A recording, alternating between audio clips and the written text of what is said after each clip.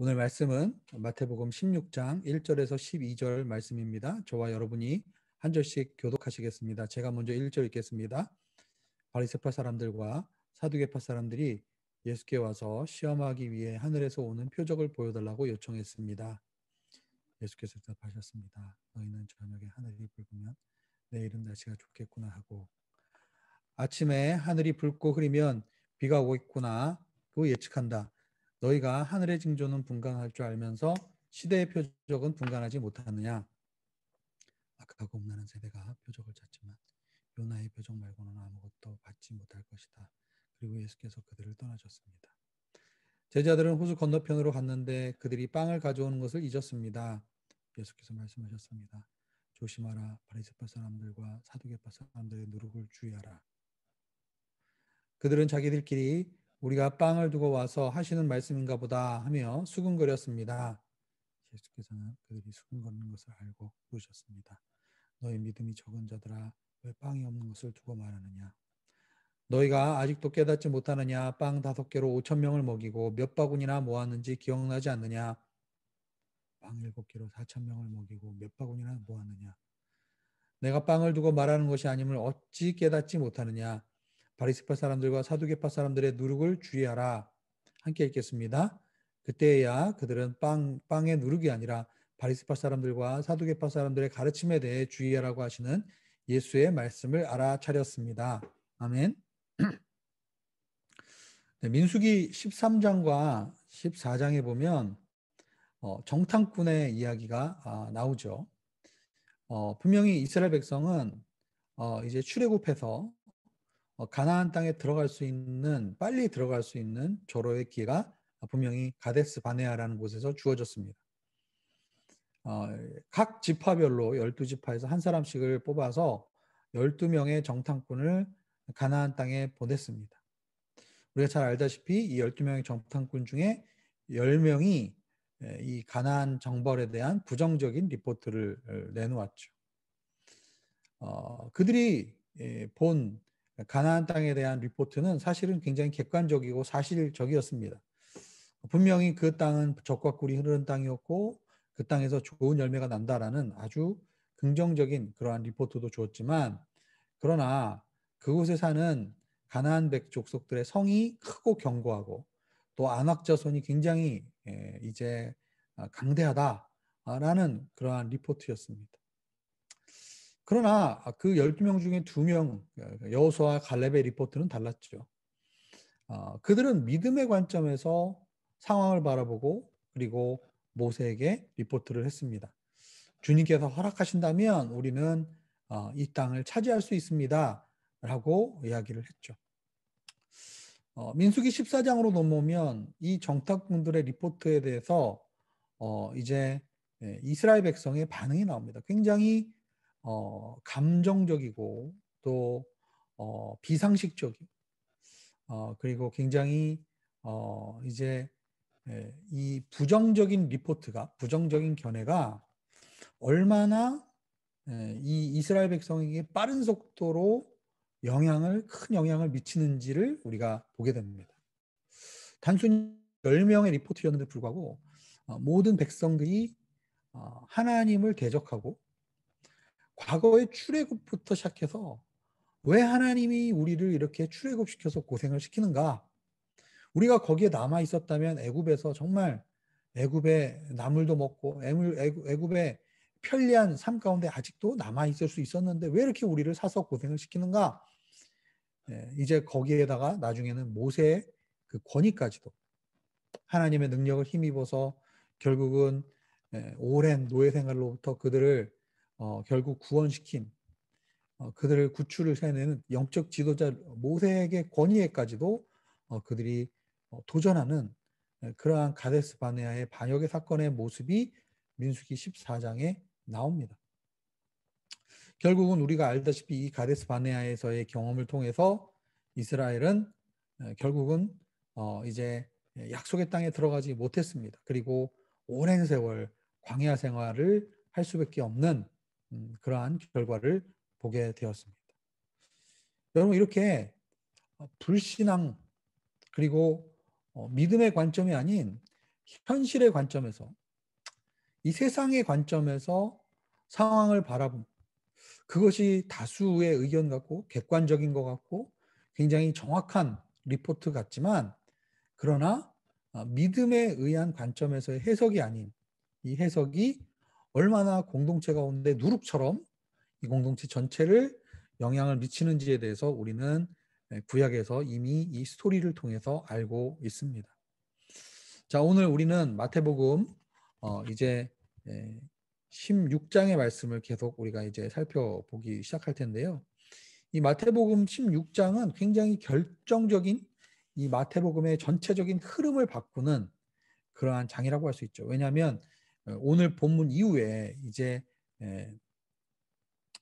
가이사랴 빌립보를 가면서 베드로가 예수님이 어떠한 분인지를 이제 고백하게 되고, 그리고 이 베드로의 이 신앙 고백을 통해서 복음서의 전반과 후반부가 이제 갈리게 됩니다.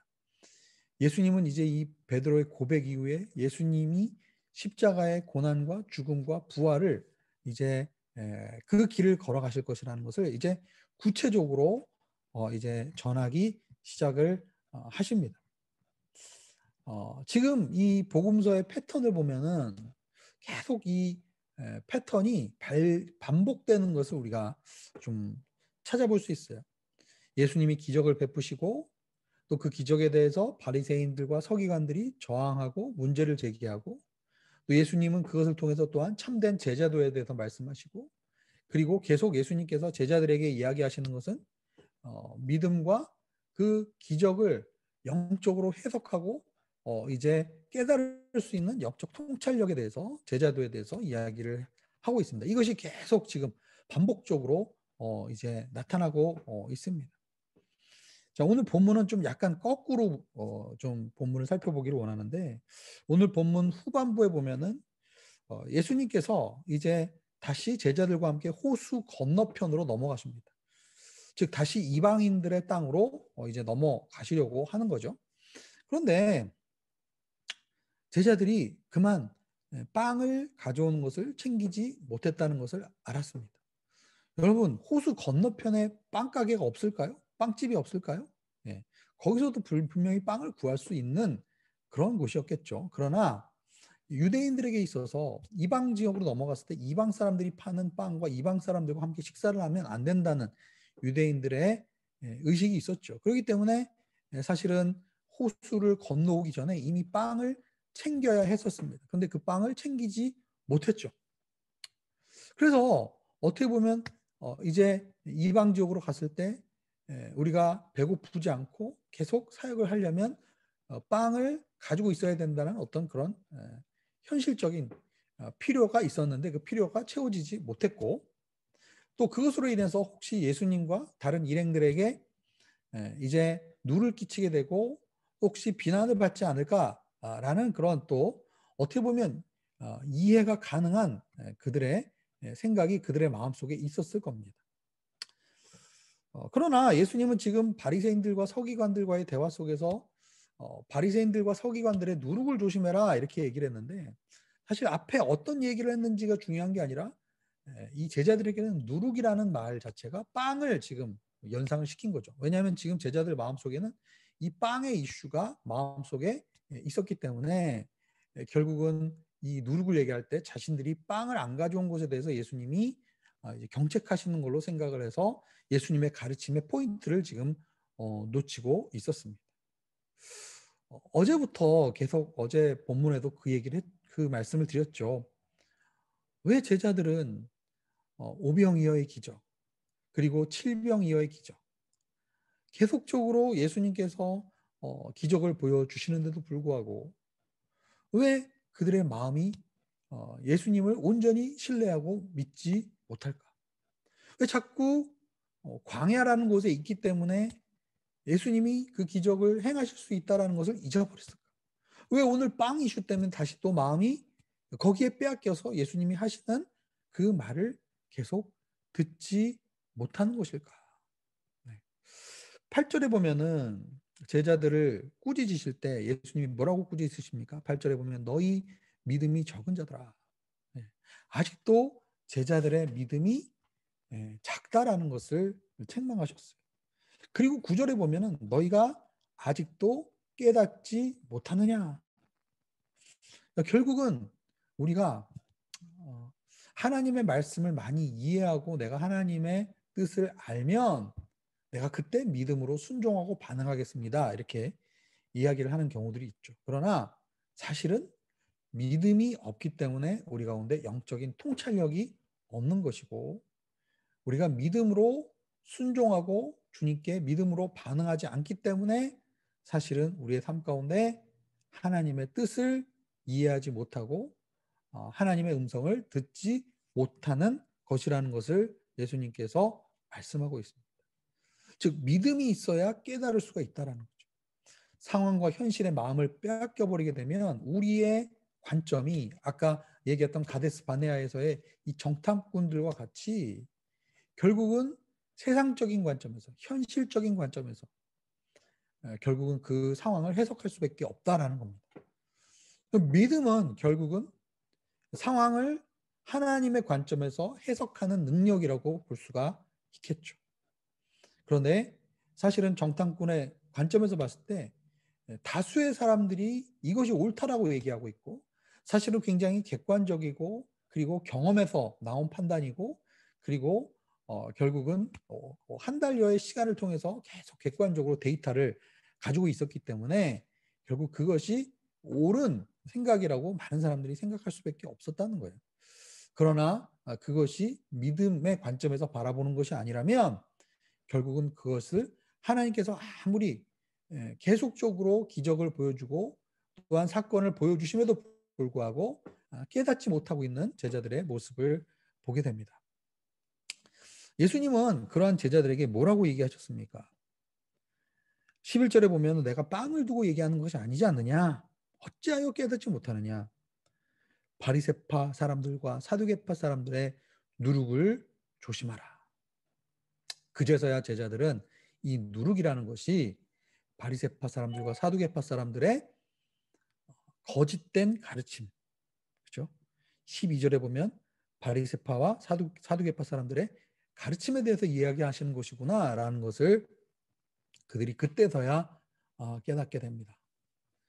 여러분, 누룩은 어떤 것이죠? 누룩은 빵을 이제 발효시켜서 부풀게 하는 그런 역할을 하는 이스트죠, 이스트. 네. 즉 순수한 빵을 변질시키는 역할을 합니다. 즉 예수 그리스도의 그 가르침을 변질시키는, 어떻게 보면 세상적인 관점, 어떻게 보면 악하고 음란한 세대의 그러한 관점, 가르침이라고 볼 수가 있습니다. 그런데 이 정탐꾼들의 이러한 믿음이 없는 관점이 그냥 자신들만을 구원에 이르지 못하게 하는 것뿐만 아니라 그들은 누룩이 마치 전체 빵을 부풀게 하는 것처럼 바리새인들과 이 사두개인들의 거짓 가르침은, 이 누룩은 공동체 전체를 불신앙과 믿음 없음으로 이끄는 그러한 부정적인 영향력이 있다라는 것을 조심하라라고 지금 이야기를 하고 있는 것이죠. 자, 그러면 이 바리새인들과 사두개인들의 문제는 무엇이었는가? 오늘 본문 초반부로 다시 돌아가서 이 바리새인들과 서기관들이 이 사두개인들이 예수님께로 와서 무엇을 구한 겁니까?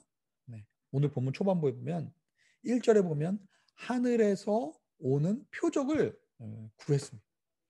여러분, 이미 이들은 마태복음 12장에 벌써 한번 하늘에서 오는 표적을 이미 구했습니다.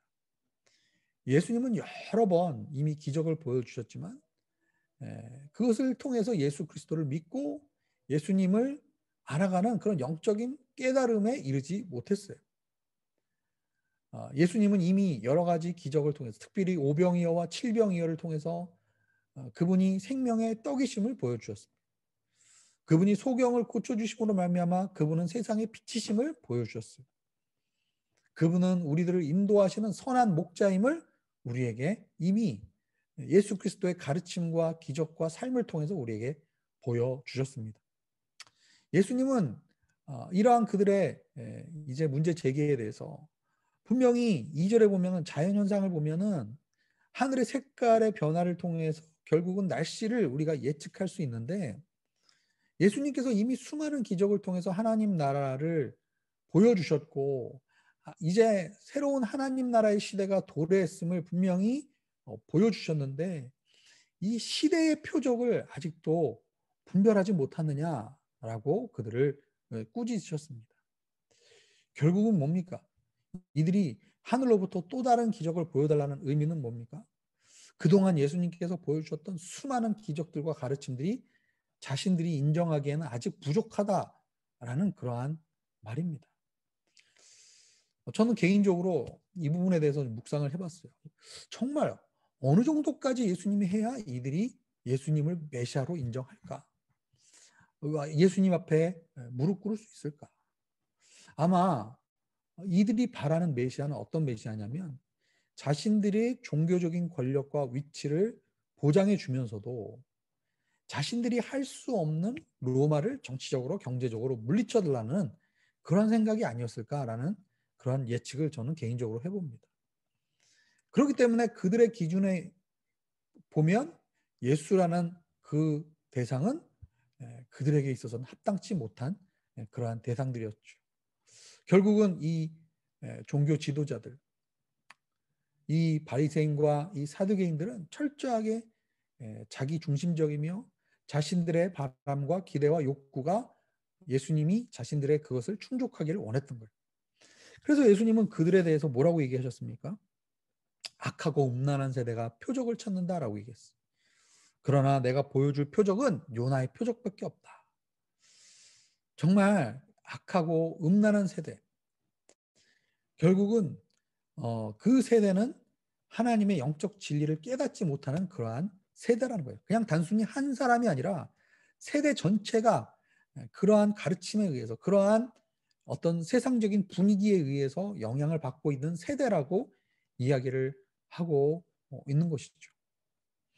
고린도후서 4장 4절과 5절에 보면은 이러한 이야기를 합니다.